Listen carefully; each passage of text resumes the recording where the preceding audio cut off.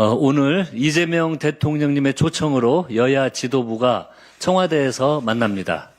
지난 2월 장동혁 국민의힘 대표가 일방적인 통보로 약속을 깨버린 지 50일 만에 회동입니다. 오늘 회동은 중동 전쟁 발발 38일째 급박한 위기 상황에서 열리는 여야정 민생경제협의체 회담입니다. 중동 위기를 극복하고 민생을 안정시키기 위해 여야의 초당적 협력이 그 어느 때보다 절실합니다. 가장 중요한 것은 26조 원 규모의 전쟁 추경 신속 처리입니다. 야당의 합리적이고 생산적인 의견은 경청하겠습니다. 하지만 억지와 발목 잡기에는 단호하게 대처하겠습니다. 오늘 청와대 회동이 국가적 위기를 극복하고 국민의 삶을 지키는 민생경제협치의 새 출발이 되기를 희망합니다. 윤석열 정부 공직기강 비서관실이 쌍방울 대북송금 사건에 개입한 정황이 확인됐습니다. 이번 사건은 단순한 정치 검찰의 일탈이 아니었습니다. 국가 권력을 총동원한 전대미문의 초대형 국정농단이었습니다. 모든 정황이 사실로 확정된다면 이는 대한민국 법치의 근간을 송두리째 뒤흔든 최악의 권력 사유화이자 국기문란으로 기록될 것입니다. 오직 이재명 주격이 정적 제거에만 혈안이 되어 있었던 광기 어린 윤석열 검찰 정권의 망동이었습니다.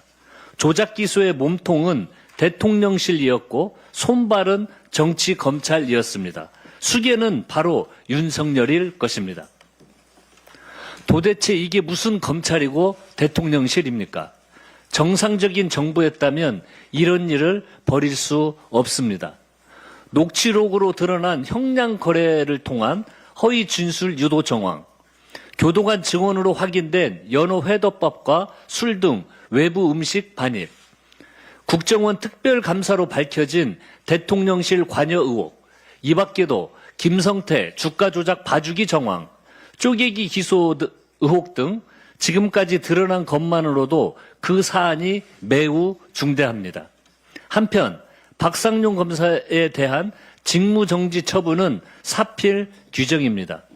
박 검사는 연어 술파티, 허위진술 유도, 형량 거래 정황이 드러났음에도 반성은커녕 뻔뻔한 태도를 보여왔습니다.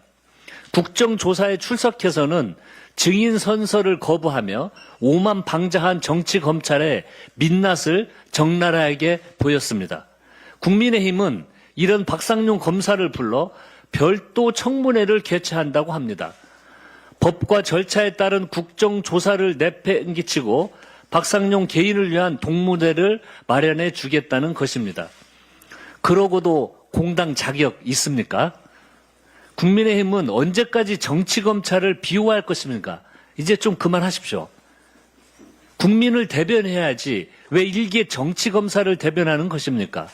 국민은 안중에도 없습니다.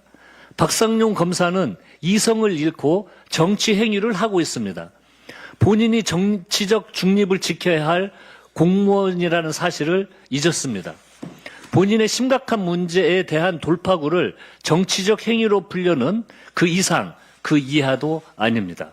민주당은 국정조사 이후 즉각 특검 도입으로 조작 기소 의혹을 먼지 한 톨 남기지 않고 모두 규명하겠습니다.